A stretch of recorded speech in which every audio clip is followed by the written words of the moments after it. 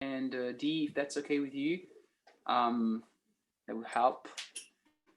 And we have a very special guest, Tarun Krishna Prabhu, with us tonight. Thank you, Prabhu, for joining us.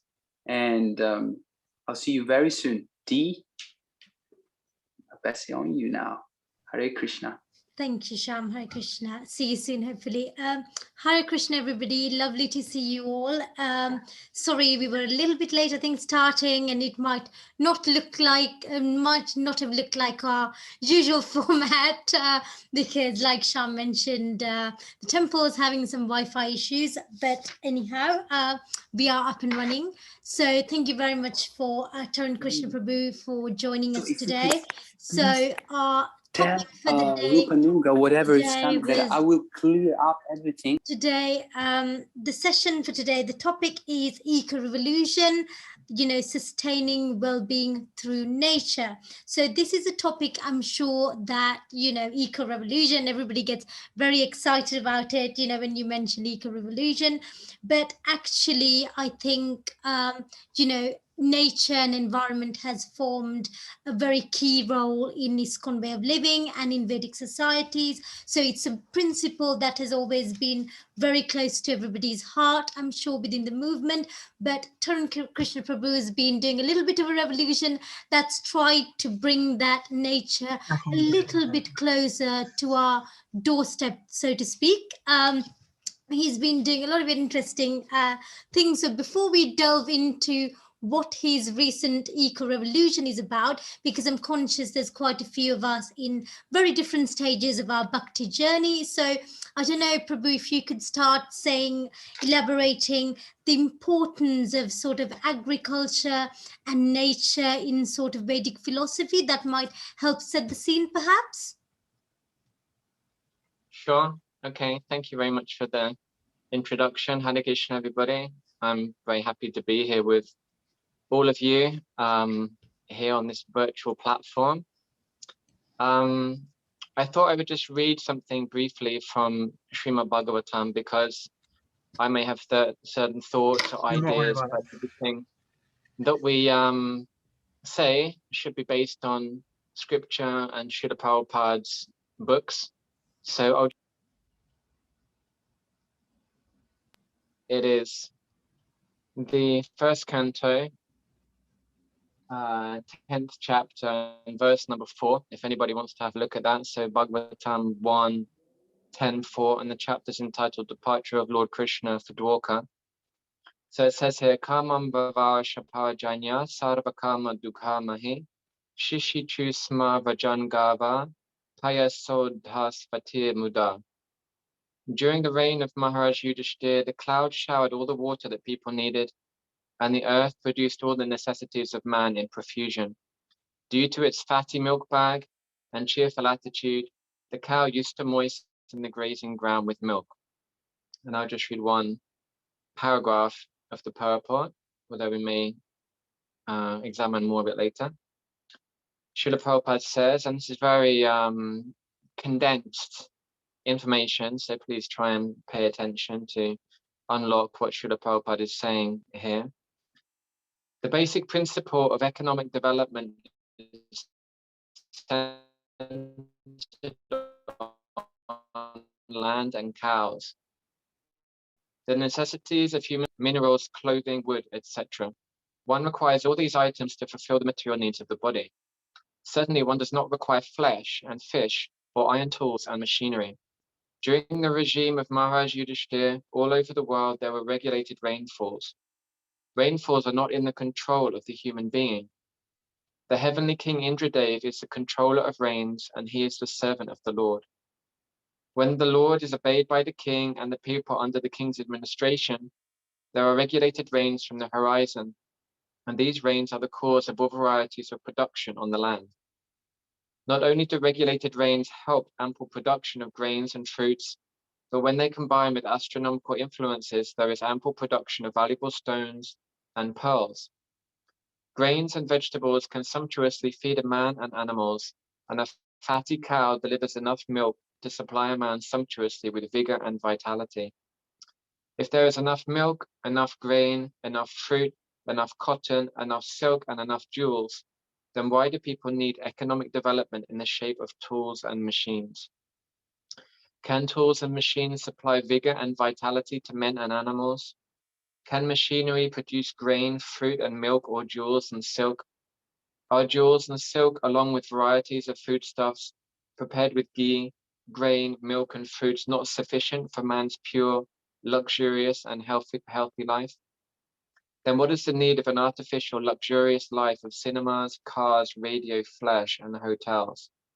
Has this civilization produced anything more than the doggish mentality of quarreling individually and nationally? Has this civilization enhanced the cause of equality and fraternity by sending thousands of men into a hellish factory and the war fields at the whims of a particular man? So that very powerful statement is just the first paragraph of that purport. And this chapter is a very beautiful chapter, which describes Maharaj Yudhishthira, who was the emperor of the world 5,000 years ago, and how by living in harmony with the laws of God, in harmony with the laws of Krishna, then everything was provided amply, more than the needs of the living entities. So the question that Mataji gave us was, what is the importance of nature and agriculture in Vedic philosophy and ISKCON? And it's quite a general question, like what is the importance of nature? Well, we're in nature, we can't avoid nature, we are dependent upon nature. And I think part of the way that we live today, part of the failing of the society that we're living in, is it thinks that we're divorced from nature, that we're separate from nature, that we're independent of nature. I know probably many of you are based in London. I'm from London, originally from East London, and I lived in ISKCON London in the temple in Soho for 8 years, from 2000 to 2008. So I know what it's like to live in London, but the whole mood of cities and in general of our society, because even if you're living in the countryside, as I also did when I was younger, my family are from the countryside, then we're still very much divorced from nature, and we don't have a direct connection, and we're not directly dependent, at least so we think, on the production of nature. Like an example is that where do we get our food from? Usually we go down to Tesco's or Sainsbury's, or depending on your budget, Waitrose or Lidl or Aldi, and we go in and pick something off the shelf, take it home and cook it. And so we don't develop a relationship with that food, really. We haven't seen it grow. We don't develop a relationship with the people who have grown it. Probably a lot of the food that we're eating is from thousands of miles away from different countries. So we're not conscious of the dependence that we have on nature. If one is somewhat involved in growing food or with food production or with people who are, then you can see much more clearly how dependent we are on the world around us and on nature. Just as when Krishna enacted the Govardhan hill pastime, when he lifted up Govardhan hill, then that all began when he saw that his father was preparing a big sacrifice, a big ceremony. And he asked his father, what's happening here? So his father, Nanda Maharaj, said that we're preparing a sacrifice for Lord Indra, because he is the demigod who is in charge of rain.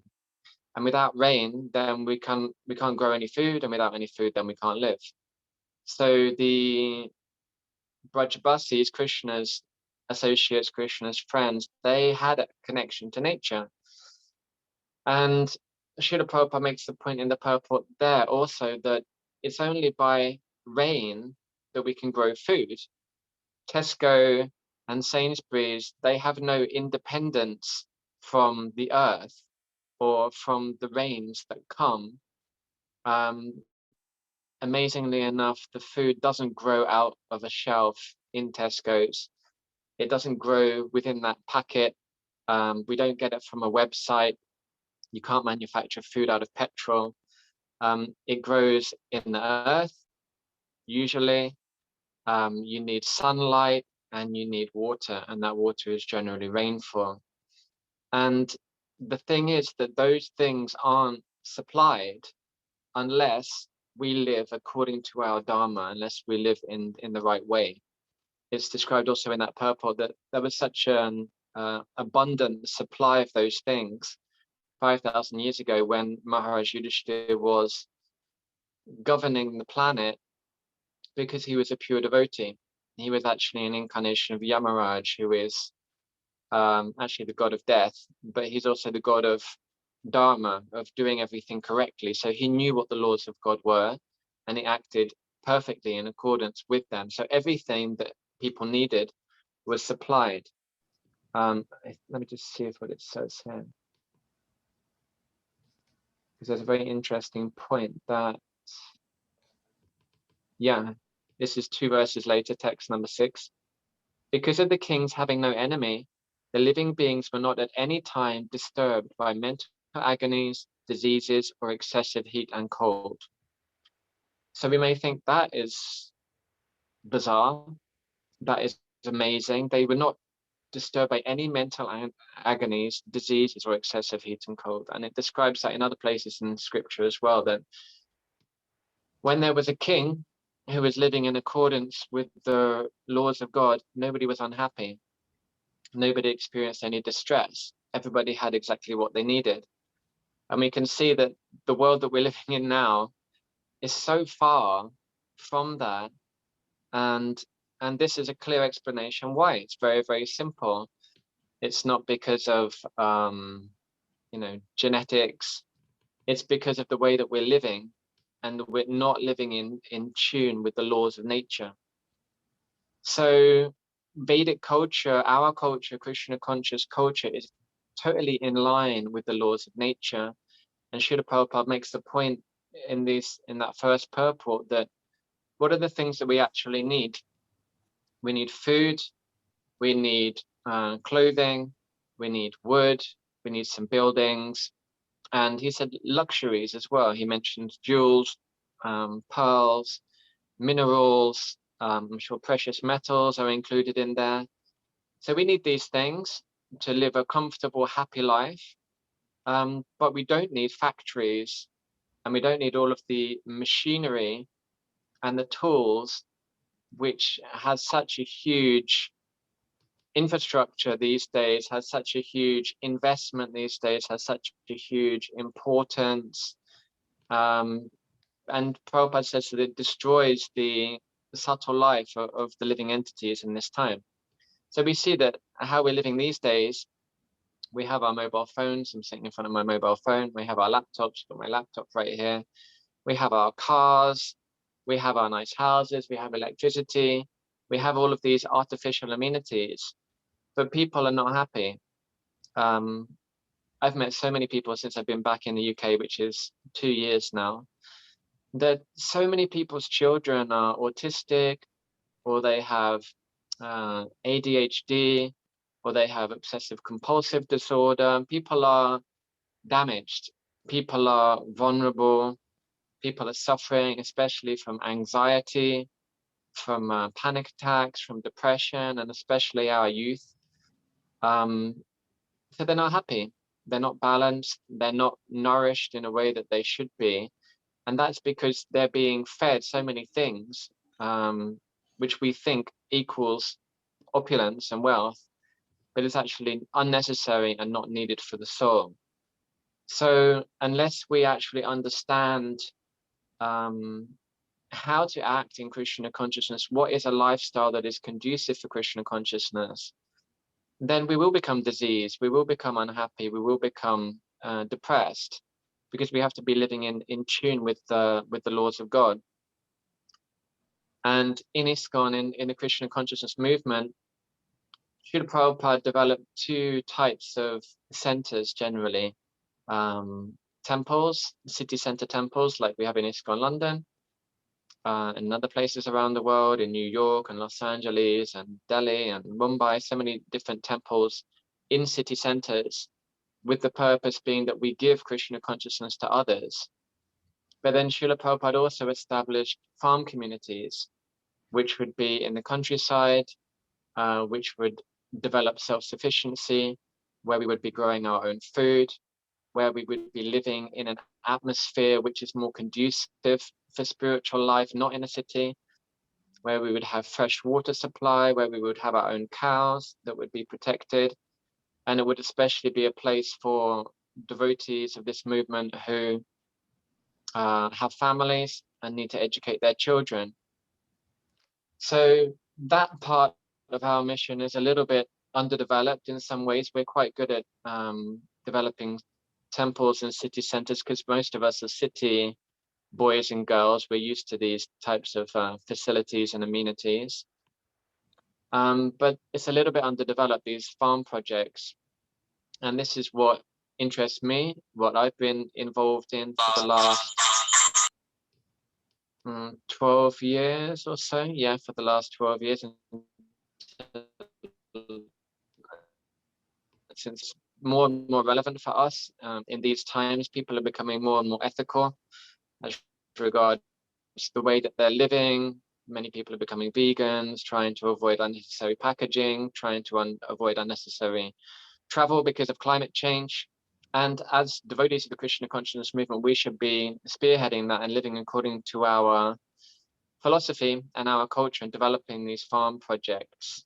So yeah, living in harmony with nature and depending upon agriculture, it's indispensable and unavoidable. Everybody is dependent upon nature and everybody is dependent upon agriculture. I'll just make one last point about agriculture, and then Dee, you can spur me on with another question or thought. Is unfortunately, many of us are divorced from agriculture as well, and probably most of the people in this group haven't engaged in that. Probably, I don't know, but usually that's the case. And one reason because of that is industrialized agriculture. That in the past, people would be growing their own food, or they would be living in more localized communities and villages. And you can still see this in India in traditional village life. People will be growing food in the village and trading between villages, getting their hands dirty, working hard in the fields. But due to industrialized agriculture, so much can be done with a few machines, with a combine harvester and with a tractor and threshing machines and a big farm. And that takes it out of our hands and it puts it in the hands of big companies or big farms usually. So we don't have that experience, and it divorces us from nature. So agriculture used to be that, I forget the figures, but it was at least 70% of society was engaged in agriculture because it's such an important thing. We all need to eat. And these days, due to the Industrial Revolution and industrialized agriculture, the percentage is now about 3%, at least in developed countries. So very, very, very few people are engaged in agriculture. And so we don't think it's important. We don't know how to do it. And even if we do go back to do something based on the land, we don't have any knowledge. We've never grown a carrot in our lives. So it is very important. It is very therapeutic. It is very holistic. It is very healthy to be engaged in agriculture, to be engaged in growing things. It teaches us dependence upon nature, that, unless it rains, things aren't going to grow. Unless it's hot enough, things aren't going to grow. If it gets too cold, like it is now, it's -3 at night time, then things die. And so when seasons are not stable, it causes havoc because you planted things in spring, they're starting to grow, and then when there's unseasonal cold weather, it kills those crops. So it's very important that the seasons develop as they should do. So yeah, agriculture is also a very important thing to help us be connected to Krishna's system and to understand actually we are dependent upon Krishna. We're not dependent upon Tesco's or shops or factories. They are dependent upon the land. And the only way that things will grow is if there's rain. And the only reason there'll be rain is if we're actually Krishna conscious. The less Krishna conscious the world is, the less order there will be and the less peace and happiness there will be. Thank you, Prabhu. That was a really lovely introduction as to, why nature and environment is so important in our movement. But you mentioned a very interesting point that, obviously, we're surrounded by electronics and, too many machinery and what have you. I know you spent some time, without any of those, in Krishna Valley farm in Hungary, I believe, where there was no electricity, everything was done in a very sustainable, self-sufficient way. I'd really like to hear a little bit more about that and how that perhaps sort of inspired you to start your eco revolution. We will get to the eco revolution, guys, but I think this context is quite important, because I think these sort of life experiences Tarun Krishna Prabhu's had, I'm sure, inspired you to start your little revolution when you came back to London. So Sure, yeah, and living in Krishna Valley was an amazing experience. Like I said, I lived in, actually, when I came to the temple in Soho in London, when I joined, I was 20 years old, and I was very interested in farm projects and farm communities. And I remember devotees were showing me pictures of different farm projects around the world, especially in India, especially Mayapur. And I said, yeah, I'd like to do that. I'd like to go there. I'd like to be engaged in that self-sufficiency and making our own things and living in harmony with nature. And what did they do? They said, go on book distribution. So the devotees in the beginning, they said, yeah, that's very good. Yeah, it's good that you're interested in those things. Very nice. But what you should do now is preach Krishna consciousness and be engaged in book distribution. So I did that, and I got a higher taste from that, and it was ecstasy, distributing books and preaching in central London, and I fell in love with it and I loved it. But Krishna did fulfill my desire, and after 8 years of surrendering to that mission and enjoying it wholeheartedly, then my spiritual master, Srila Shivam Swami, he suggested that I move there after my monk career, after my brahmachari career had ended, and I knew that it was necessary for me to get married and have a family and move into that ashram. So he suggested I go there, and in 2009 in March I moved there. And yeah, the lifestyle there is very simple. They do have electricity there, but it's not on the grid. They have some generators in the temple and for the office that they have, but in the houses where the devotees live, they don't have any electricity wired to the houses. The only way that you could have electricity is if you have a solar panel on your roof, which you would have to organize. Just buy one, stick it up, and have a battery connected to that. Or I remember one person, he had like a little wind turbine in his garden, but like minimal electricity. And water there, they did have a water system when I joined in Hungary, but then they turned it off after some time because they wanted to develop more self-sufficiency. So after some time, the only way that you got water for washing and for showering and for cooking in your house was every house had a well. So you would go out to the well and you would bring up the water in a bucket, and then you would bring it into the house, and then you would heat that up in the house if you wanted a warm shower, which most people did, and then you would use that. And what else? Oh yeah, the other major change, or the other major difference from how we live, say in England generally, is the way that the houses were heated was by wood. So there was no, central heating, there was no gas heating or electric heating, no radiators. What they had was called cseréd konyha in Hungarian. So it's like a kind of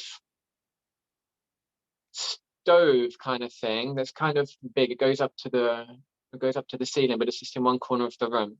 And you make a fire in that, and then when it makes a fire, it heats up all the tiles. It's made of tiles, and they heat up, and then they let the heat out very slowly. So when we were living there, I would be making more than that. If it was cold, I would be making in our house 3 fires a day. So that would be to heat water up in the bathroom, because we had a water heater in the bathroom where you make a fire there and it heats the water up, and then fire downstairs and upstairs to heat the rooms up. I mean, so if it was hot, then you would just be making one fire a day for the hot water. But it's a very wonderful experience. Some of you may be thinking, oh my God, that's pretty heavy, you know, that's hard work. You're not just pressing a switch and then everything is happening. But it's very conducive for Krishna consciousness, because you're becoming free from that illusion that everything happens automatically. Like taps, for instance, are such an illusion. Like water does not flow out of a tap. It doesn't happen. It's pumped up there through a pipe, through many, many pipes coming from who knows where. We don't know what water we're getting. We don't know where it's coming from. We don't know how clean it is, where it's come, if it's recycled urine, which I believe a lot of the time it is. We're totally divorced from actually what it is now. And Matilda is saying that's pretty much how she's living now in the mountains. That's nice to hear. I'm sure you're enjoying it. So it puts you in touch with that reality that life requires hard work. Life isn't about turning a switch on and off. It's not about opening a tap and turning it off. That we are dependent upon water, we are dependent upon fire, just for the basic, you know, heating and lighting and, you know, cleanliness and you know, drinking that's happening with us. And those things exist in nature, but it requires a bit of hard work. But that hard work is very healthy. I remember Kripa Moya Prabhu giving a class one time and saying that, you know, these days we don't work. We're sitting in offices, you know, on a chair all day, typing, doing something on the internet, in meetings, sitting down all day, and then we go to a gym in the evening or at the weekend. But you know, if you're working outside on the land, you don't need to go to a gym. You're healthy and you're out in the fresh air all day, in the sun and in the rain in England a lot. But it's natural and it makes you strong. You don't need to go to the gym. It increases your longevity. And there's a very powerful purity as well. Like making fires, just having fire is such a beautiful thing and such a powerful thing. And it's much, because it's an element. Krishna he mentions in the Bhagavad Gita that there's 5 gross material elements. Bhumirapo nalo vayu kammano buddhirevacha ahankara iti me bina prakriti ashtada. That earth, water, fire, air, intelligence, mind, and false ego, these are my separated material energies. So when you come in contact with those energies in their original form, not in their processed form or their altered form, then it's purifying. If you touch earth, you smell the earth, if you come in contact with it, it's therapeutic and it's good for you. If you come in contact with clean water, especially in, you know, a natural reservoir or a river or a lake or a well, then it's elevating and it's purifying. If you come in contact with fire also. So making fires every day it's beautiful. You're seeing the fire. It also requires some skill. It requires some intelligence, some resourcefulness to actually start a fire. It's not so easy, especially if the wood is wet or something, which can often happen. So all of these little austerities which exist naturally in just living in harmony with nature, we lose when you have electricity, when you have central heating and these things. We become more and more dependent and we become more and more ignorant and we become detached from nature, and that has an effect on us mentally. It makes you mentally weak, and it cuts out that vitality and that vigor, as Srila Prabhupada says in the purport, of what you experience when you go out into nature. So that simple living on the farm was hard work, but very purifying and very natural. Like another instance with the water is that when you're going out every day drawing water from the well, which is also hard work, then you're extremely conscious of how much water you're using. because you're going to have to go out there in the cold, pulling up that water, taking it into the house. You know exactly how heavy it is, how heavy a 20-liter bucket is or a 10-liter bucket. You're not going to waste a drop of that water because you're going to have to go out and bring it in. So you know exactly how many liters of water you're using every day. And that makes you just naturally more conscious of the world around you, and more conscious of living a renewable lifestyle. And also in Krishna Valley, then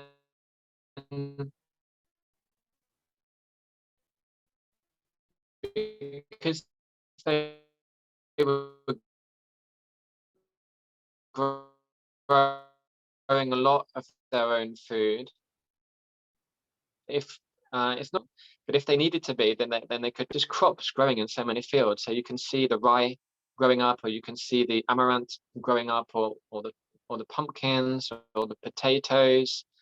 So you're seeing that food, those plants, and it's so wholesome, it's so pure that you have a connection with that, and that food is actually like holy food.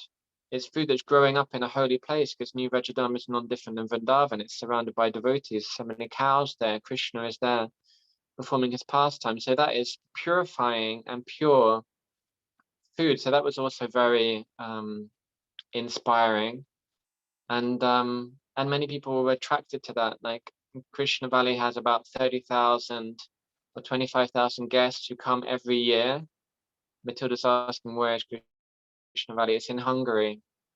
We can post a link later. If you look it up on the internet, Krishna Valley, then you'll see it.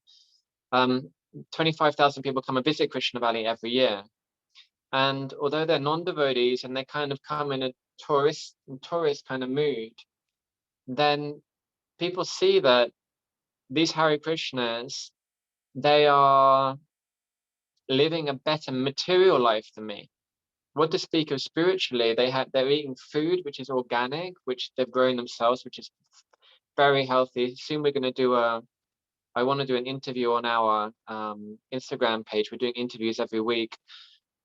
I want to do an interview about food with a friend that I have in Hungary, because he knows a lot about how foods are processed, what they do with food, the different pesticides and fertilizers that they use, how they spray foods, and it's actually insane what they do with food before it gets to your plate, all of the things that it has to go through. And like a lot of the time what we're actually eating is more like painted plastic than food, especially if we're not buying organic food or from local producers. If we're just buying, like the regular stuff, then it has very reduced nutritional value.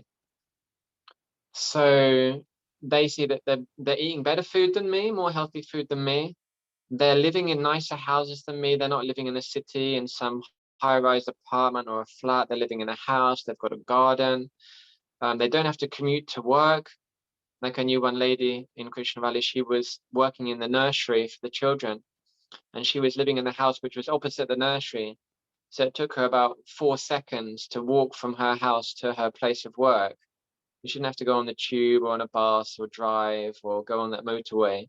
She had to walk about 4 seconds to that nursery, which by the way had about 10 different types of fruit trees in the garden. I remember one time I was with my son when he was just born in Hungary, Madhusham. He was in the garden by the nursery, and I was in that garden. I ate about 6 different types of fruits just being there with him at that time. The pears and apples and plums and grapes from the same little piece of land. And they were just, and picking it off the tree.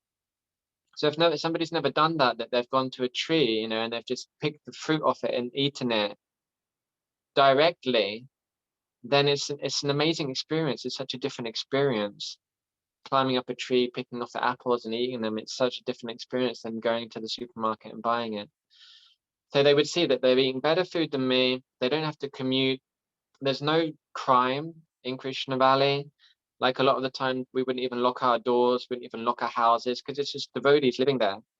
There's a nursery for your child. There's a There's a school for your child. They have a university there. You don't have to worry about money. Like for me now, you know, I'm having to live and work and pay the bills and everything over here. I was working for ISKCON London also when I came back from Hungary, but now I'm not. So, you know, I have to think, you know, how am I going to pay for this? How am I going to pay for that? When you're living there, there's no, you don't have to even think about it. That you're maintained by the temple. You're doing your service, and they also put money aside for you when you're older. That, you know, they'll look after you when the time comes that you won't be able to work anymore.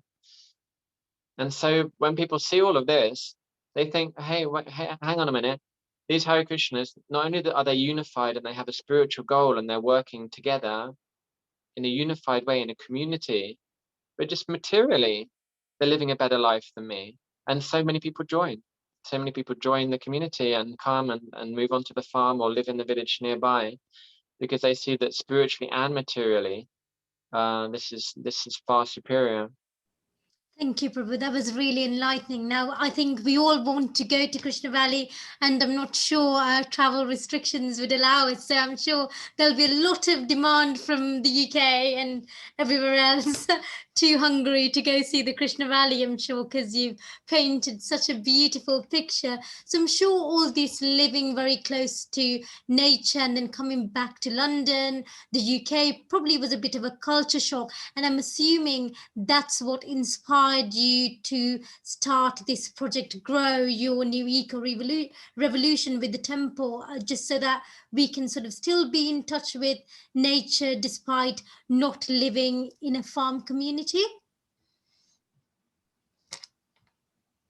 Yeah, well, when I was working for the temple, we were working on the farm project for the temple that they want to. I'm not so in touch now with what's happening because I'm not involved in that directly anymore, but ISKCON London wanted, and I think still do, want to have a farm project, to have a farm community in England. And they had money aside that they were going to use with that. I think now they're working with a Himsa dairy farm in Rutland to develop that, and the temple is getting slaughter-free milk from Ahimsa. So we were fundraising for that and promoting that, trying to develop that project. But then COVID hit last year in January, February, and I was concerned for the temple because the temple closed and people weren't able to go to the temple, and I knew that was going to hurt the temple financially and in all ways, maybe not spiritually, but in you know, material ways. And I was kind of racking my brains for a couple of days thinking, what can I do to support the temple? What can we do in these times? How can we be flexible? How can we be innovative? And how can I serve? How can I give something to the temple? Although, you know, I was furloughed, so I didn't have to do anything really, but I was concerned.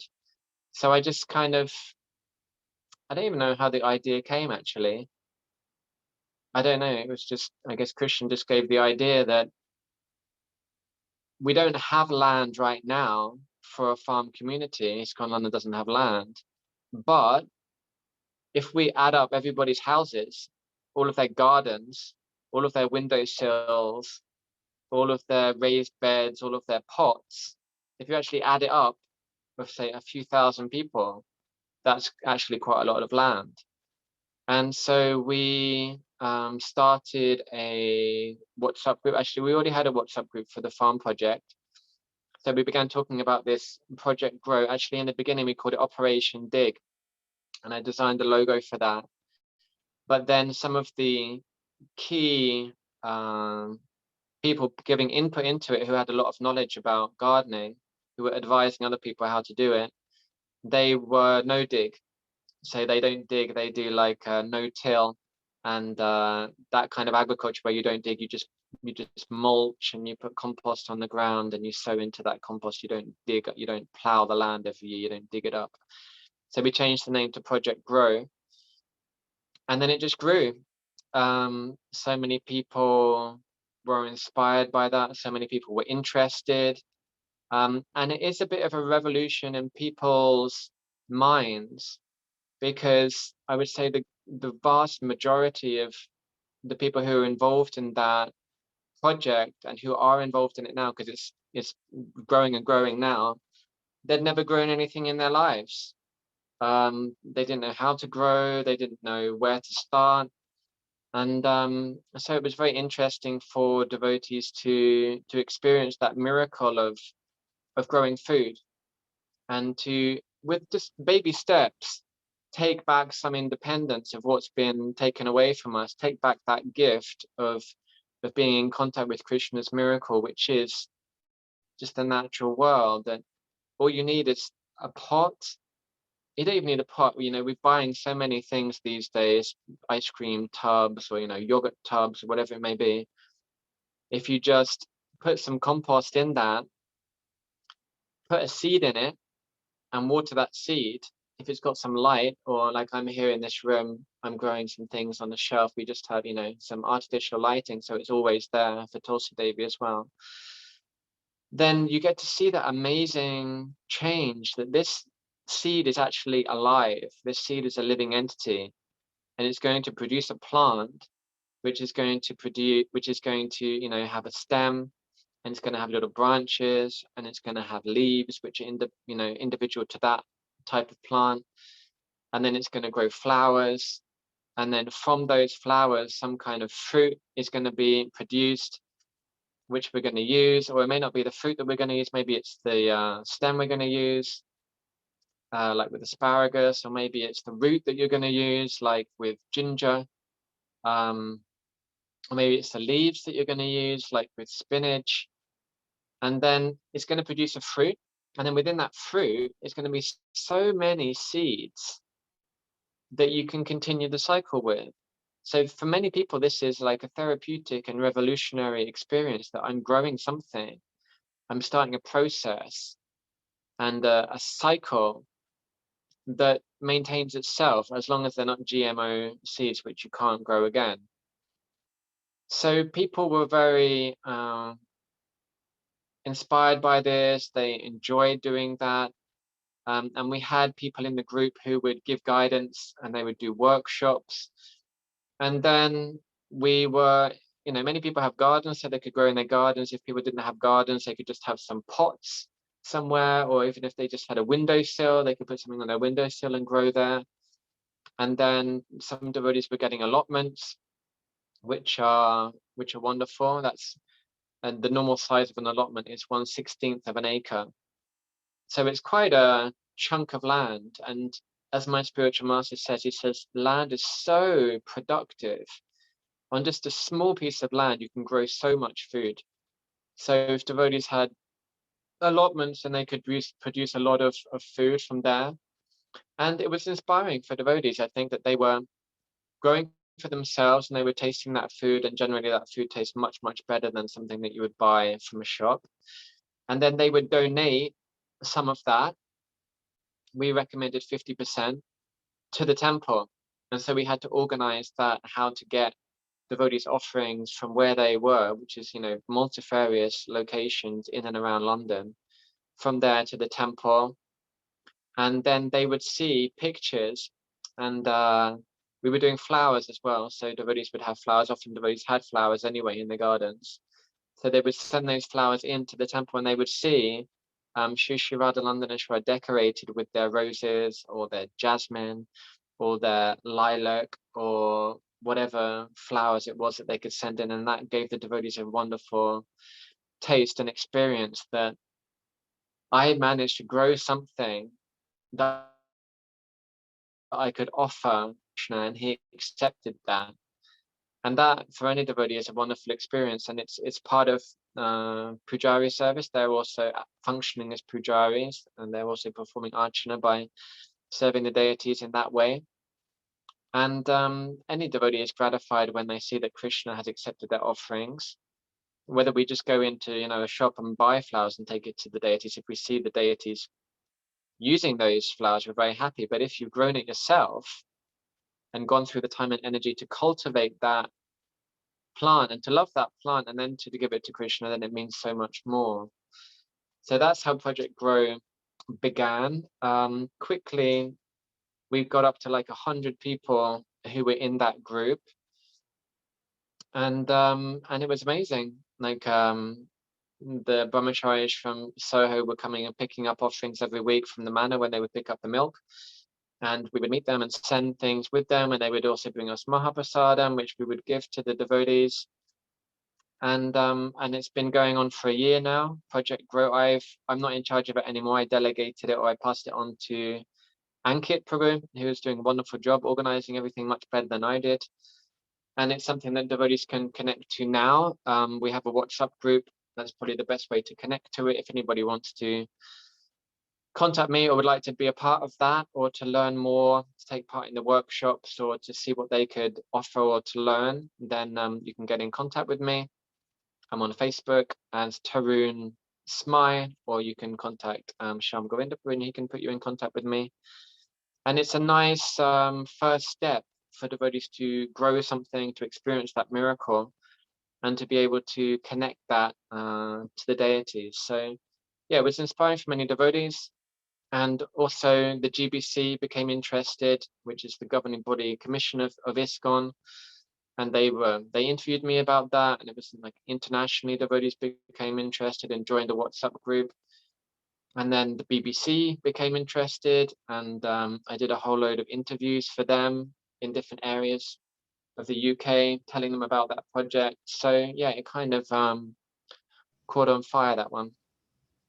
Yeah, thank you, Prabhu, for just kind of walking us through what this Project Grow was.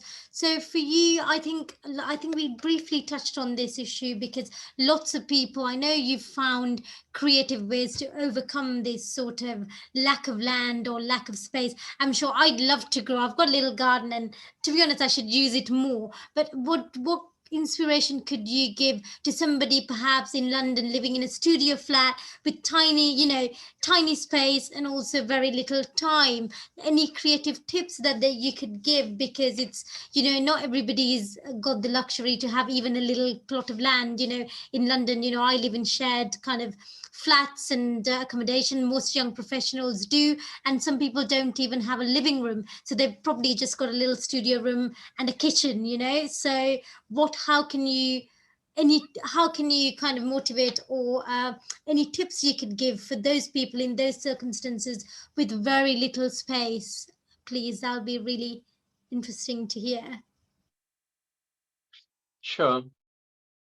Well, that's what we were dealing with. We were dealing with people who didn't have land, and often people who didn't have gardens. So where there's a will, there's a way. That's what I've always experienced. I've wanted various things or desired various things, and you just have to chip away and express your desire and take the steps that you can. And as I was saying, that if you just have a pot, you don't even need to buy a pot. You can just recycle a pot that you've used. You have to buy some compost. You have to buy some compost. Don't use earth. Just use compost. It's different. It's much more nutritional than earth. So put some compost in that pot. Buy some seeds. There's so many different things that you can grow, and put it on your windowsill. Or if you want to get some lighting, you could grow something under lighting. I mean, cress is something that many people have grown at school, I think, and experienced that. I grow microgreens here. I'm starting a microgreens business. So those are things that you can grow at home as well, and they're very healthy. I'm also growing wheatgrass. Wheatgrass doesn't even require lighting, really. It just kind of grows in natural light. That's also very nutritional, although I don't think they offer wheatgrass to the deities, although I've actually had wheatgrass in ISKCON London one time. So you can start small. You don't have to start big. And if it's something that you're attracted to, if it's something that you're interested in, and it's something that you're determined to develop, then through your desire and your endeavors, then opportunities will arise. So we had so many devotees who had gardens, but weren't using them for growing anything. So we started to use those gardens. And I got an allotment, and allotments cost very, very little. They cost £35 a year to rent generally. So that's minimal. It's like £3 a month. So where there's a will, there's a way. But I would say or question that, why is it that we're living in the city? Why are we there? What is it based on? and is it actually conducive for our Krishna consciousness? Like originally, why the question came up of me moving to Hungary was because my spiritual master had said in so many lectures that if you're not preaching Krishna consciousness full time, then don't live in the city. It's not conducive for spiritual life. It's not conducive for remembering Krishna because it's not in the mode of goodness. As they say, man created the cities and God created the countryside. So the countryside is in the mode of goodness. It's more peaceful. It's better for you mentally. It's cleaner air. It's cheaper to live in the countryside. Why is it that we are living in the city? If you're not there to spread Krishna consciousness, then it's not good for you. And it's definitely not good for your children. So we should also examine those things. Like, why is it that I'm here? Is it just to make a lot of money? I mean, I think in 90% of cases that would be the reason, because I can make money easily here, or I can make a lot of money here, or live more comfortably.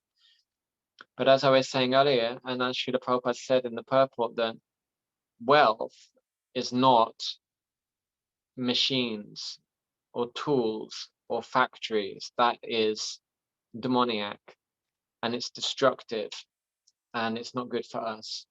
So real wealth is, as Prahlad Maharaj has said many times, that Matilda makes a good point, that in cities everything is much more expensive.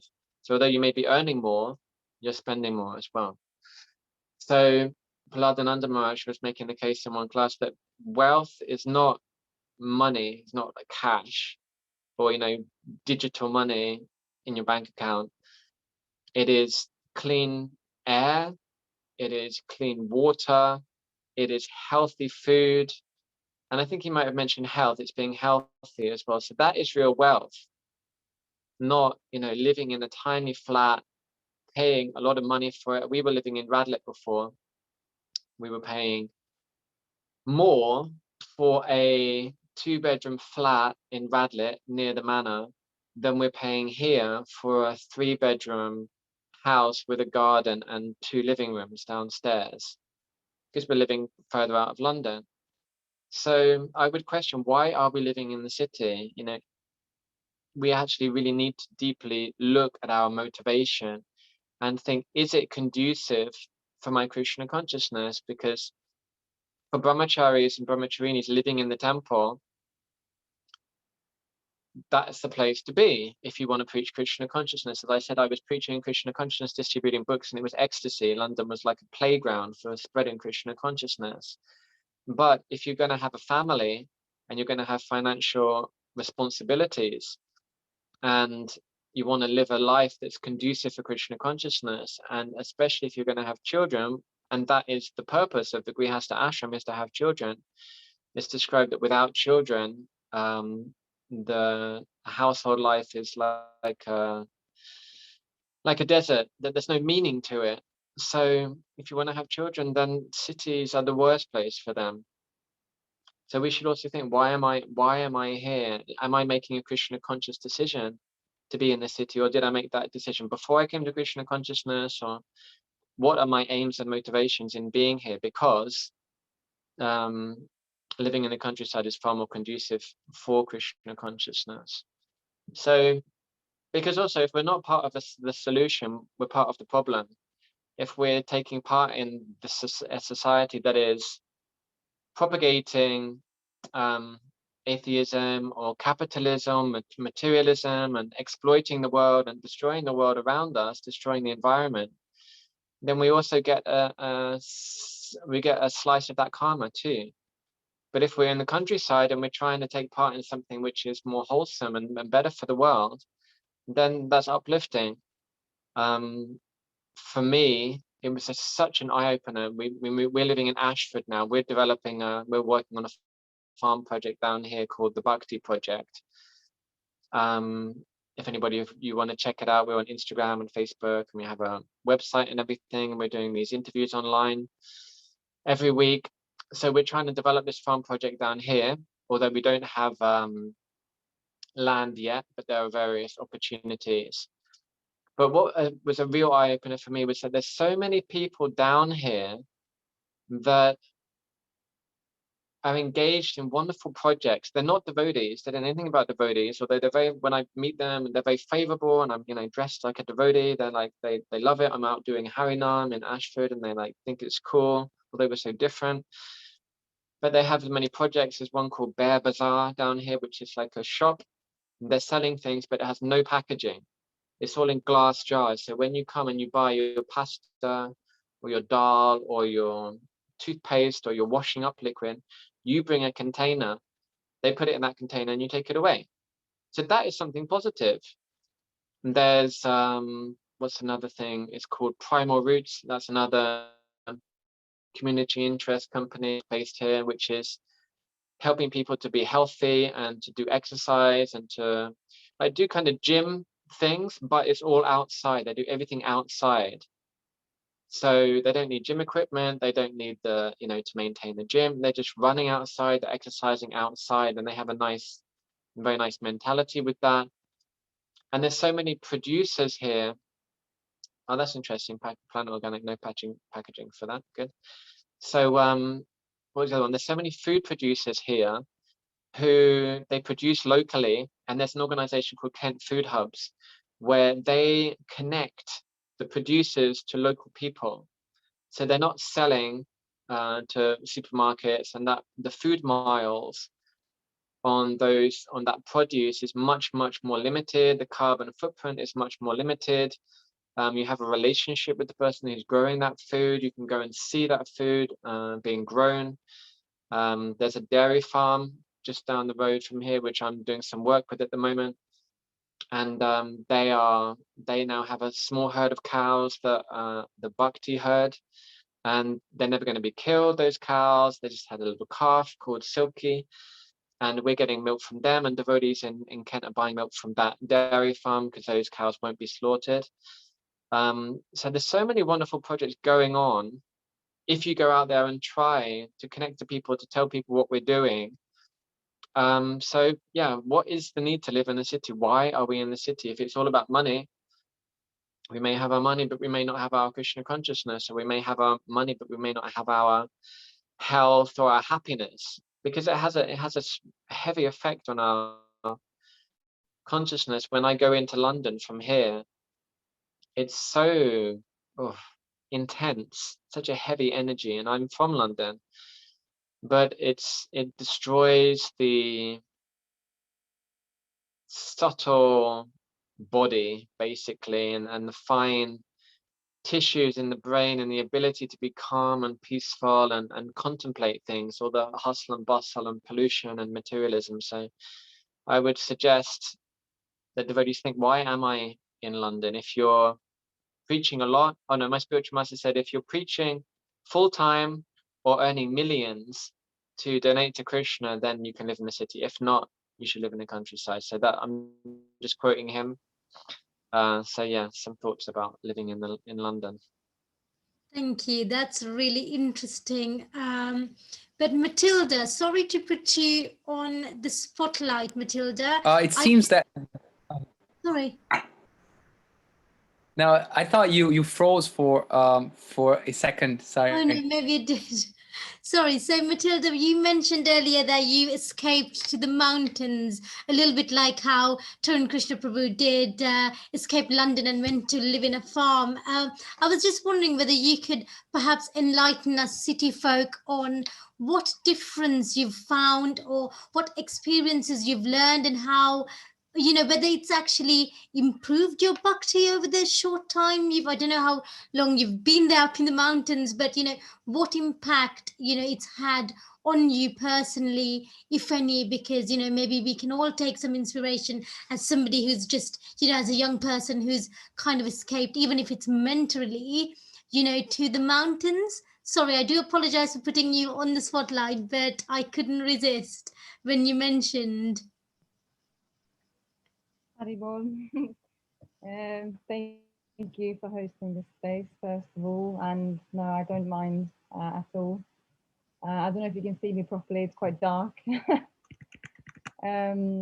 But this, I've been here I'm here part-time because I'm working up here in the mountains. So I'm here for like a longer period of time, and then I go back home to my little house out on the countryside that as well. But yes, I would say my bhakti is improved. It's definitely brought some perspective on everything that is provided for us. I feel so incredibly blessed every day that I wake up and I get to see the sunrise, I get to see the sunset, and I get to go and collect the water that I use. As Tarun Krishna Prabhu was talking about, you become conscious of everything that we are provided with, that, you know, Krishna is providing constantly. And yeah, I just feel incredibly grateful all the time. And there's no stress. And it's made me realize that, you know, this is life. Everything that's going on constantly. It's not about rushing to the next thing all the time, which is very easily done in the city. You need to get somewhere constantly, or at least what it was for me. And but then coming here, it's just like every day has got something different to bring, and I just appreciate the process of everything a lot more, and feel grateful for everyone and everything.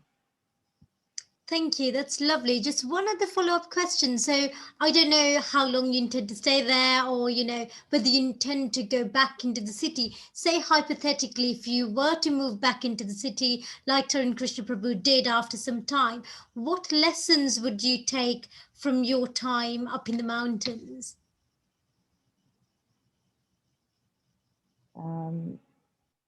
It definitely has got a lot to do with consumerism, becoming so conscious of how little we actually need, and all the luxuries that I so extravagantly just like took for granted before. So that's definitely a part of it. And then exercise as a just a way of moving through life, instead of, as Krishna Prabhu was saying, you know, people, they sit in offices and then go to the gym to exercise, and we lose this natural rhythm of being active in everyday life. So like walking to places, taking the bike, not driving everywhere.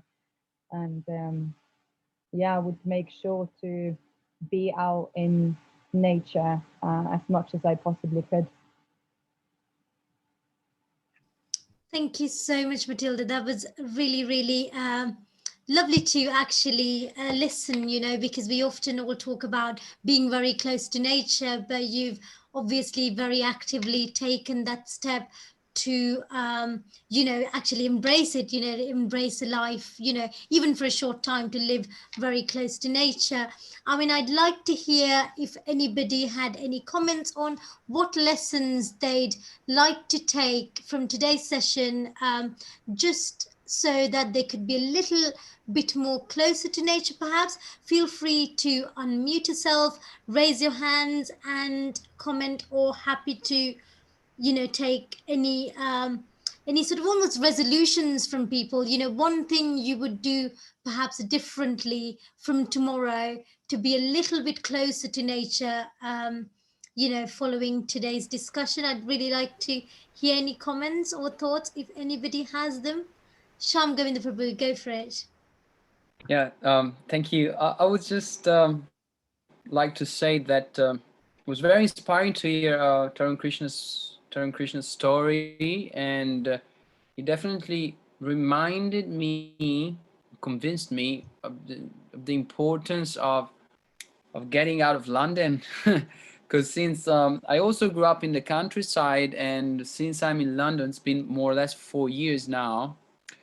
Because I was studying in Colchester before that, which was in the countryside more or less. Since I came here, I noticed my health, my digestion, probably due to the food quality. Because when I go back home in Italy, I don't have like any digestion issues, but here in London, and my sleep as well. So it's true, sometimes we might forget it, but the quality of living in London is very low. And I think as devotees, we shouldn't compromise the quality of our living, of our lifestyle, unless we are preaching and we have a mission and we're brahmacharis, ISKCON London. And also just wanted to share a comment that once I spent 10 days at the Eco Village in Mumbai, Maharashtra, outside Mumbai, which, by the way, ISKCON London is organizing a 2-week retreat for next January. If you're interested, just get in contact with me. It's happening. And those 10 days were the best days of my life. Probably not just because of the Eco Village, many different reasons, but being in the forest, living in nature, having access to all those natural facilities and vegetables, etc. Just the quality of living was so high, and it's so conducive to the practice of bhakti. So I just wanted to also express my little experience, just to express my gratitude and share my little experience.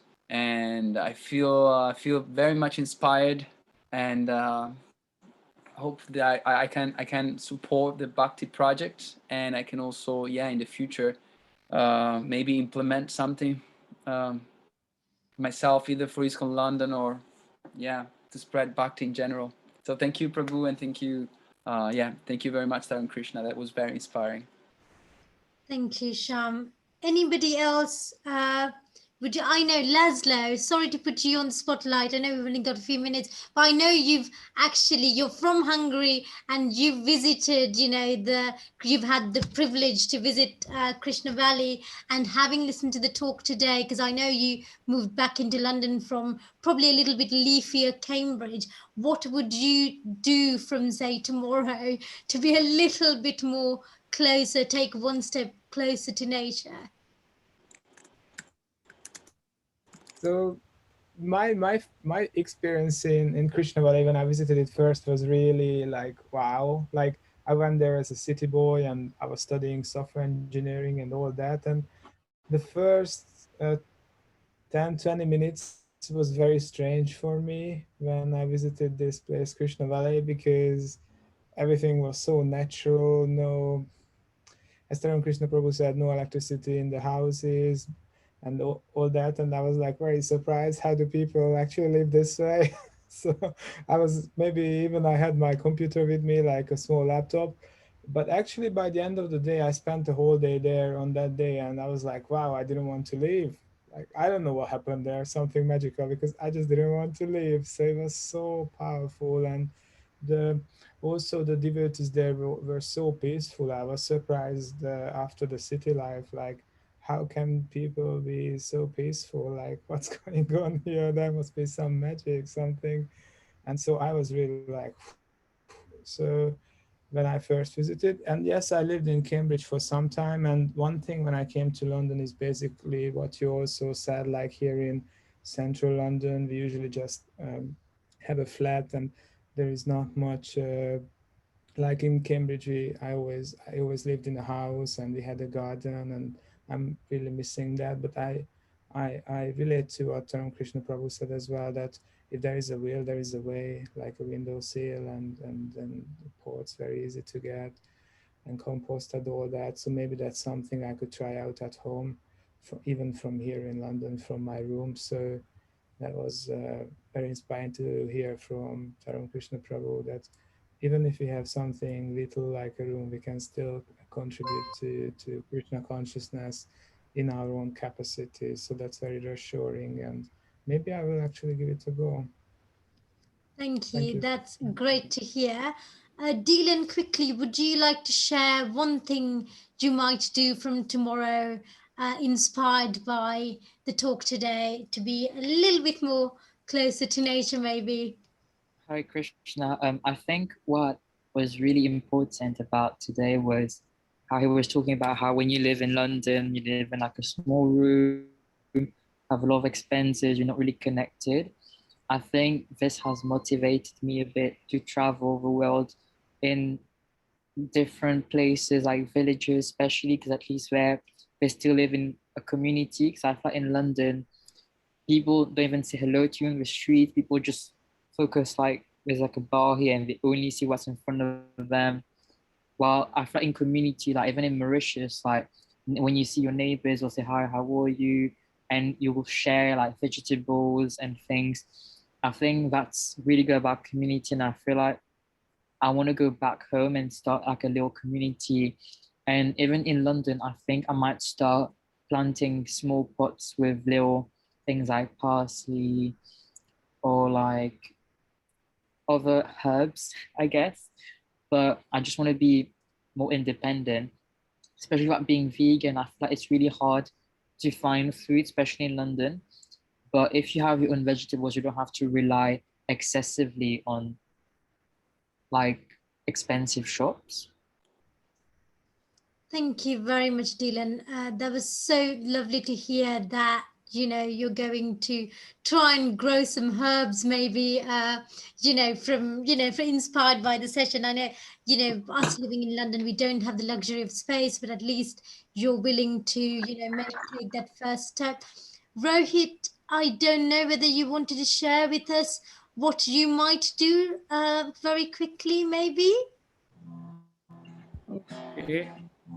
I I have understood that we'll try to live a real life instead of an artificial one, which we are living, like in London right now. Right, as Sham said, the real life is actual. The wealth is the clean air, pure water, healthy food, and health. Thank you very much. That was really beautiful and inspiring. I'm glad everybody's taken something out of the session today. Tarun Krishna Prabhu, thank you so much for your time. Did you have any final remarks or any words of wisdom or inspiration? I'm sure you've already seen that. You've already inspired our devotees to do something, even if it's a little step, like growing a little bit of herbs, before we conclude the session with some kirtan. Yeah, thank you very much for having me here today, and it's so nice to be with the devotees. It's nice to see you, Laszlo Peru. Haven't seen you for a while, and stay in touch. And nice to see you, Matilda. I don't know where you are, where you're based, but it would be interesting to hear about it. You can connect to us on Instagram or Facebook or something. I'd be interested to see where you're at. And just one last point I wanted to make is that the most important thing is to be Krishna conscious. That is Bhagavat Vidhi, to hear and chant about Krishna. And then outside of that is Panchatrika Vidhi, which is worshipping the deity, serving the deity, things in connection with that cleanliness. And then after that is Varnashram Dharma, which is what we're talking about really.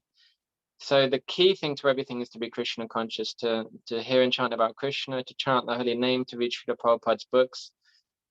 But then, what the other aspects that we can engage in our lives of Panchatrika Vidhi and Varnashram Dharma we should do. But yeah, the key is to be Krishna conscious. But then Krishna, he's a cowherd boy, and he's living in the countryside, so he knows what's good. He knows what's a good lifestyle and what's good for him. So yeah, we should also try and follow in his footsteps. Oh, you're muted, Dee. Sorry, that's cool, Galara.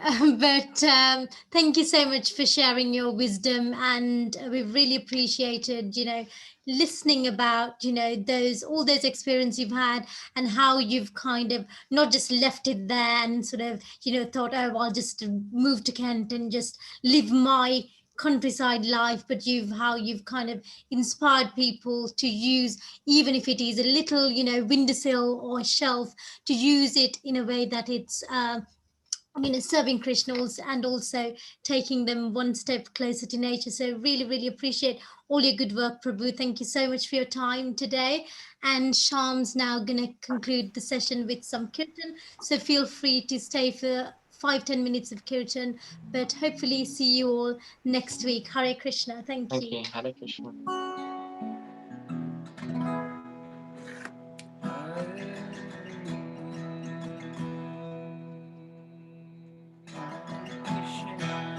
Krishna, Krishna Krishna, Hare Hare, Hare Rama, Hare Rama, Rama Rama, Hare Hare,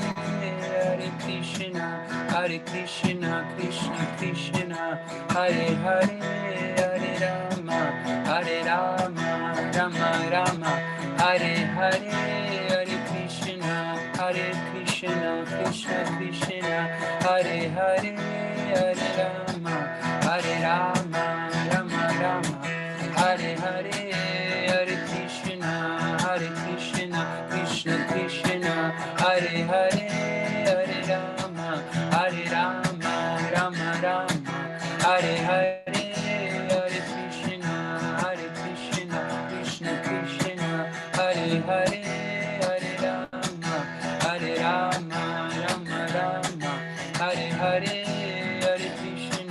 Hare Krishna, Krishna Krishna, Hare Hare, Hare Rama, Hare Rama, Rama Rama, Hare Hare, Hare Krishna, Krishna Krishna, Hare Hare, Hare Rama, Hare Rama, Rama Rama, Hare Hare, Hare Krishna, Krishna Krishna, Hare Hare, Hare Rama, Rama Rama, Hare Hare, Hare Krishna, Krishna Krishna, Hare Hare, Hare Rama, Rama Rama, Hare Hare,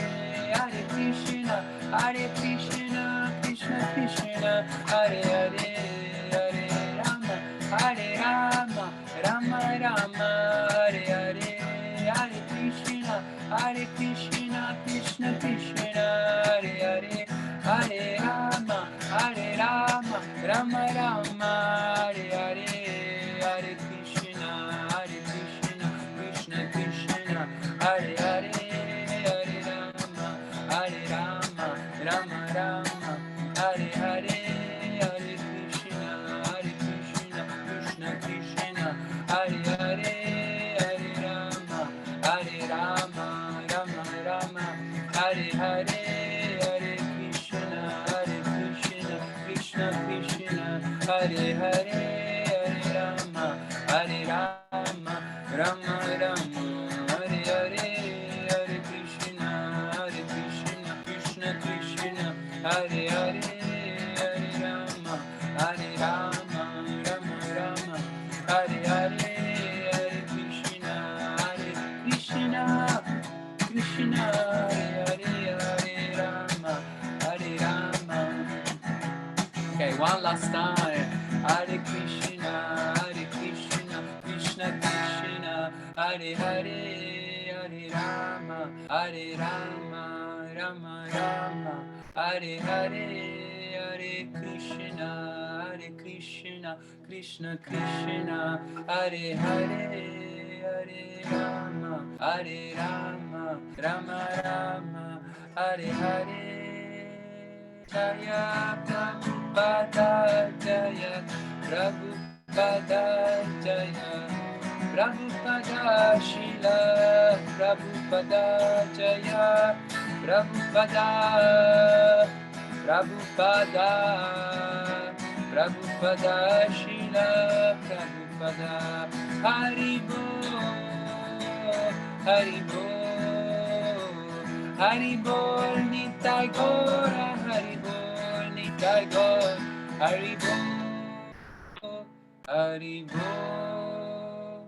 Haribol Nitai Gora, Haribol. Jai Shri Radhalondanishvara ki, Srila Prabhupada ki. Jai. Thank you very much, everyone. See you soon. Take care. Hare Krishna. Srila Prabhupada Krishna, ki. Jai. Oh. Jai.